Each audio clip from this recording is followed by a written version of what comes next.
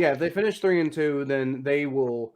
They'll definitely be in contention for a wild card spot, if not winning the division, because one of those 5 games they have left to play is against the Ravens, who are only 1 game ahead of them because the Ravens are having a hell of amount of trouble of actually separating from the Bengals right now.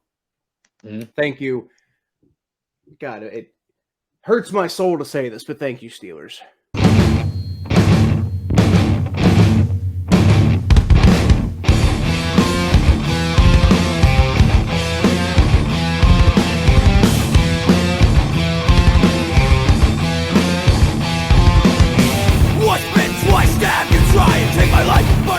So first of all, what you drinking tonight, Thomas? Today I am drinking a Corona.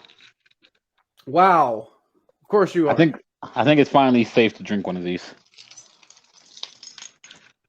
What was it? Oh, yeah. Okay. Took me a second.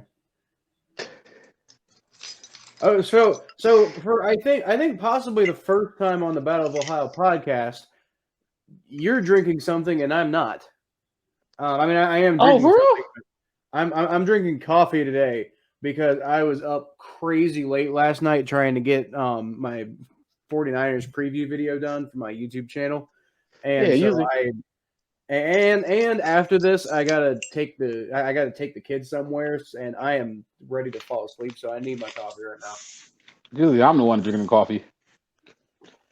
Dude, if I don't, I will die. Well, guys, there's a valuable lesson here that Kyle's teaching everybody. Do not drink and take the kids for a drive. Well, that's going to be around like 8:30 when I do that. So if I were to drink now, that would like 1 beer would filter through my system by then. But also, if you are going to a kid's high school football game, and you want to have a beer or two, I wouldn't blame you. High school football sucks. Hot take. Oh, really? It does. You get like 1 player on the field who's probably going to a college football team. Quick pause. Sorry about that. My food's here.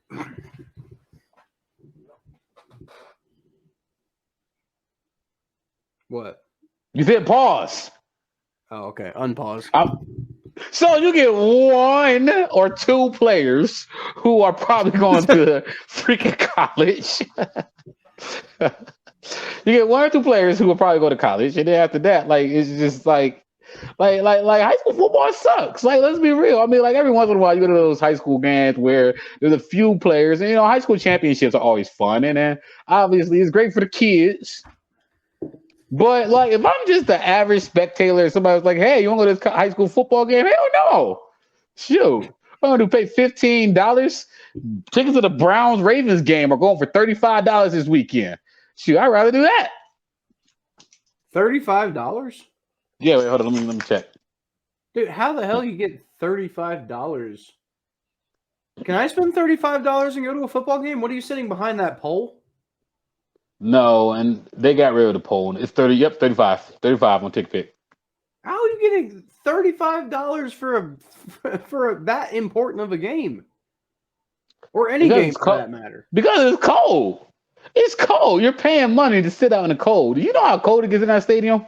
I would pay twice that amount to sit out there in the cold and watch football. Yeah, but like there's like 7 layers of hell of cold sitting out in that stadium. Because it's like right off the lake, though. Like I didn't think about that. Somebody had a bright idea. Let's build a stadium on the lake. Hey, and after they tore that stadium down, they built a second one off the lake. All right, so let's go ahead and move on to the Bengals then. So, you suck, Lamar. All right, go ahead. Yeah. Well, okay. So actually, real quick. Like I'll give a little bit of my thought on that too. Like I do agree with you. I think the Ravens are sloppy, and but I also think the Browns are sloppy. That's the thing. Like I think in predictions, I predicted the Ravens are going to win this game, And it's not necessarily because I really believe in the Ravens. It's just because right now I'm having a little bit of trouble believing in the Browns. Like the Browns just haven't showed it to me this year. I mean, obviously they showed it to me in personally. You know, I can't talk too much shit, I guess. But I'm not trying to talk shit here. I'm trying to be analytical. Like I just haven't seen it consistently from the Browns this year.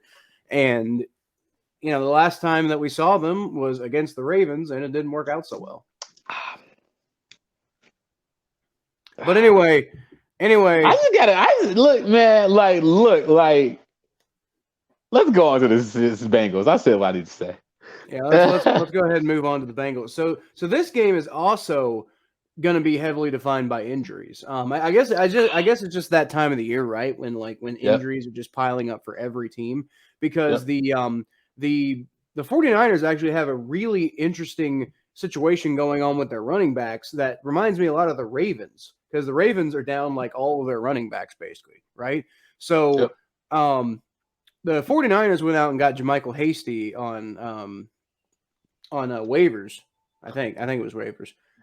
It was either waivers or just straight up free agency. I forget, but that's because they're going to be without Trenton Cannon and rookie Elijah Mitchell, and Deebo Samuel's questionable. So it's like I think the idea is like, even if Deebo Samuel plays, A, he might be having a limited number of snaps, and B, he might be having a limited amount of effectiveness. So the 49ers have been a really good offense this year, largely because their running game has been so good. But you're going up against the Bengals defense that ranks like top 10 against the run in like a ton of categories. Like I forget exactly which ones, but I know it's they've allowed like a top 10 number of rushing yards, a top 10 number of rushing touchdowns, first downs, and there's like some fourth category. I forget what it is. But, you know, point being, this Bengals rushing defense has been stellar. You're going up against the 49ers offense, which, like, the idea is, like, you need to stop their running game and make Jimmy Garoppolo throw it more often, because he's going to – if you do that, then he's going to make some mistakes, and then you can capitalize on those mistakes. But it's going to be a hell of a lot easier to shut down their running game when they don't have any damn running backs. Well, there you go. There you go. It will be easy to shut down the running game when you don't got no running backs. That's so easy. It's really easy to shut down car when you don't got no gas. Right. The only thing kind of like hampering that a little bit, though, is like, I mean, the Bengals are going to be without Logan Wilson in this game, and they might be without him for a few weeks. They're not putting him on IR right now. So, I mean, I think there's some hope that he can maybe come back for the Ravens game in a couple of weeks. But he's definitely going to be out this week, and he's almost definitely going to be out next week against the Broncos, I believe. Gotcha. Well, I'm going to get a team. Y'all playoff team, so. Well, I do think the Bengals are certainly capable of being a playoff team, and, you know, they definitely set themselves up in good position this year to go do that. But now it's like you got 5 games left. You need to go solidify that. Now, I mean, here's the thing. Like, if the Bengals are 7-5 right now, right? So if they win a comparable number of games the rest of the year that they won the first couple of games of the year, then they'll probably finish like 3-2. If you would think, right? You'd think they'd finish 3-2. If they say finish 3-2, they should make the playoffs. Yes. Yeah, if they finish 3-2, then they will. They'll definitely be in contention for a wild card spot, if not winning the division, because, you know, one of those 5 games they have left to play is against the Ravens, who, you know, are only 1 game ahead of them, because the Ravens are having a hell of amount of trouble of actually separating from the Bengals right now. Mm-hmm. Thank you. God, it hurts my soul to say this, but thank you, Steelers. Well, hey, man, look, another one of those games against the Browns. And the Browns went 4 out of 5, and one of those games y'all lose is against the Browns on the last game of the season. That's in the division. Yeah, that could end up being for the division. I kind of hope that situation happens, so this podcast will be lit. Yeah, podcast will be lit. I actually kind of do too. If the Browns beat the Ravens this upcoming week, it's about to get interesting. Then that game in Week 18 between the Bengals and Browns could be for the division. That would be really interesting. That would be really interesting. And that would make me kind of nervous because, like, you know, obviously the Browns match up pretty well against us, but they're coming. Like, look, man, like I see, like, look, the season is over. I mean, it could be if we lose this game, but the season is over. I think everybody knows the season is over. But like, that's one of the reasons why I think that people in football is like the shortest season, but it's the longest season. But you have the most time. Football is the one sport that you have the longest time to react to things. It's the best way to describe football. So the best thing I like about football is I love the overreaction from game to game. And I just love it. I just love it. I'm a big picture guy. So until the big picture is ultimately destroyed, I still think, wait, don't forget this big picture.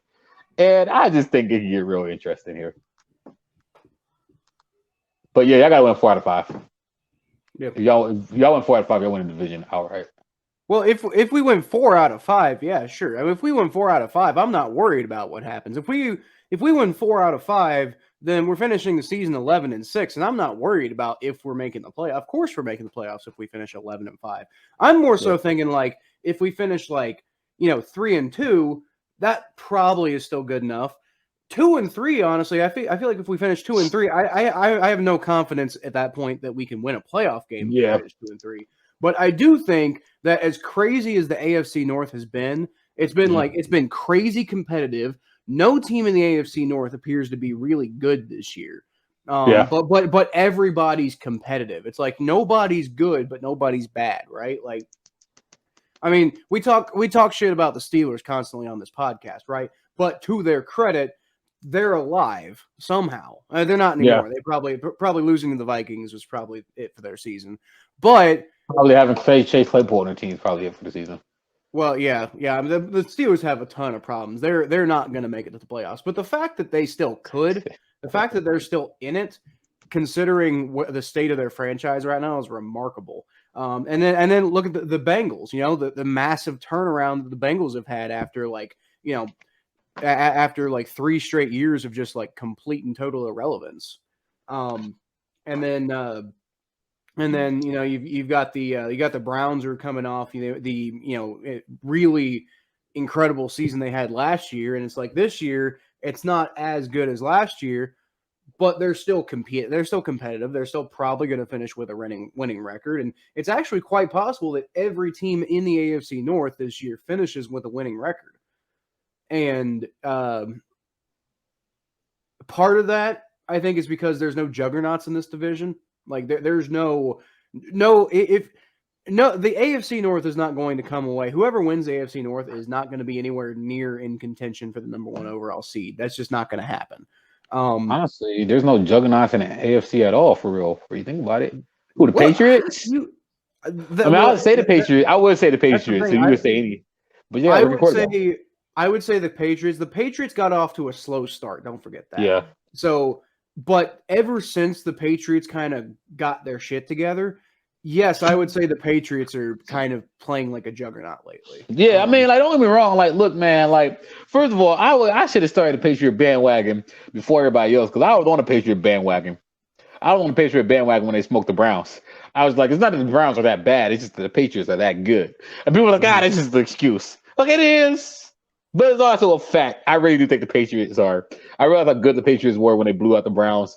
And I was like, nah, the Patriots they're just that freaking good. Yeah. Well, no, the Patriots are good. And I do think that game did say something about the Browns, but I also feel like, and I said this at the time, that the Patriots, something special is going on in New England right now. So it's like I do think that the Browns needed to learn a lesson from that game. I do think that game said something not so good about the Browns, but see you on the playoffs. It's not like y'all got beat like that by the Lions, the Patriots might be actually, according to my power rankings, the Patriots are the best team in the NFL right now, and they have been for a few weeks.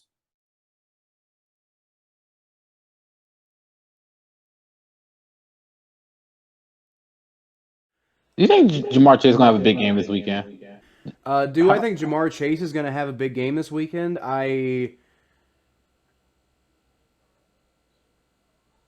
No, I don't. Because I got Chubby Herbert, Sony Mitchell, Williams from the Kansas City, and Chase Edmonds on my bench for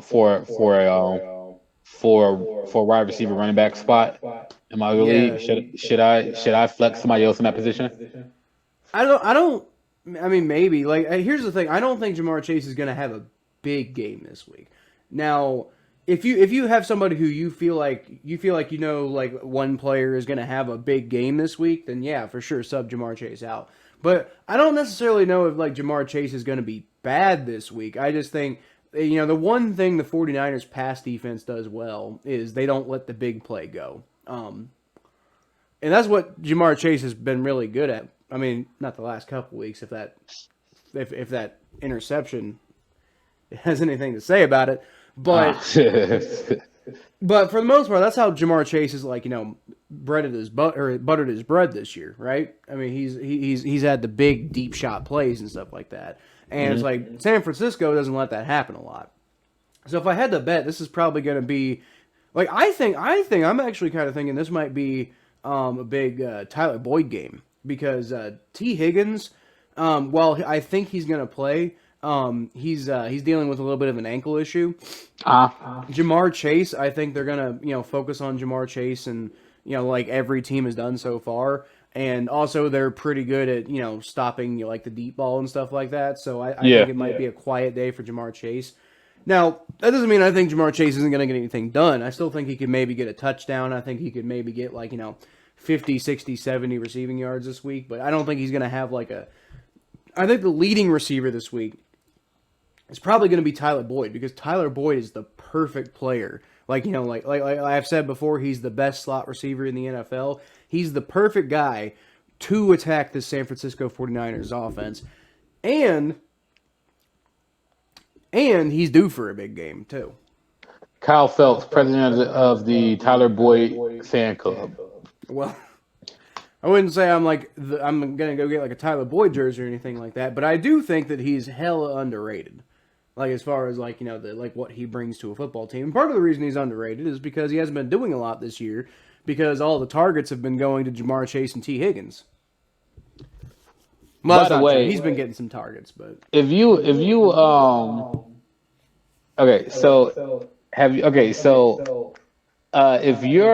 the president of the Andy Dalton fan club, and you're the president of the Tyler Boyd fan club.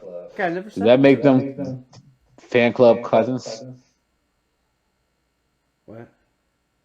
They're fan club cousins. Tyler Boyd and Andy Dalton are? Yeah, because if you're the president of the Andy Dalton fan club and the Tyler Boyd fan club, it equates to. I mean, I get what you're saying. Fan club cousins. But it's a bit of a stretch. I mean, I'm just saying fan club cousins. Okay.